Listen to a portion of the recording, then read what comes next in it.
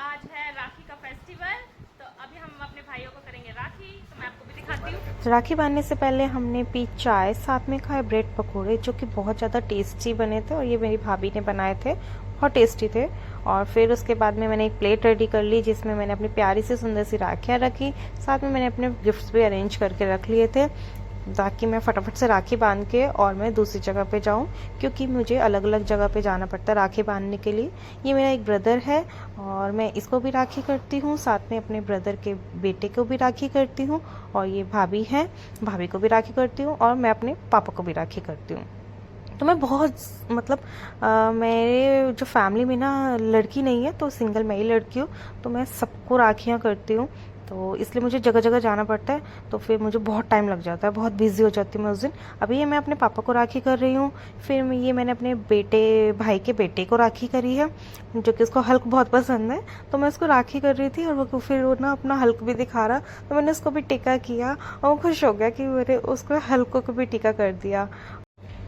फिर मैं निकल गई थी अपनी नेक्स्ट डेस्टिनेशन पर, क्योंकि जैसे मैंने आपको बताया कि मेरे और भी ब्रदर्स हैं, तो फिर अब मैं वहाँ जा रही थी, लेकिन रास्ते में इतनी बारिश थी, तो उसकी वजह से पूरा का पूरा भाई पानी इतना भरा हुआ था, गाड़ियाँ डूब गई थी फ्रेंड्स। और इतनी ज़्यादा प्रॉब्लम हुई इसकी वजह से, इतना जाम लगा हुआ था हर जगह पे, बहुत ज़्यादा जाम लगा हुआ था, और हमें 1 घंटे का रास्ता हमें 3 घंटे में पड़ा पूरा।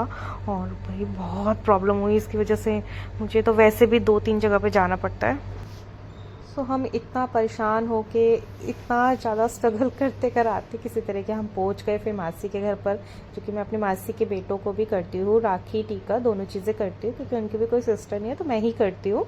तो फिर हम पहुंच गए मासी के घर में, पहले मैं उनसे अच्छे से मिली, बैठी, और फिर मैंने सबसे पहले किया अपने बड़े वाले ब्रदर को टीका, और फिर करी राखी।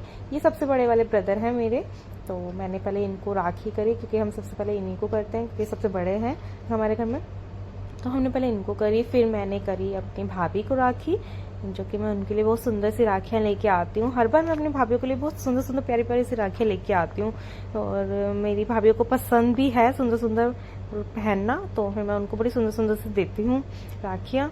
तो मैंने उनको करी, फिर मैंने उनके बेटे को करी, मैं उनके बेटों को भी राखियाँ करती हूँ।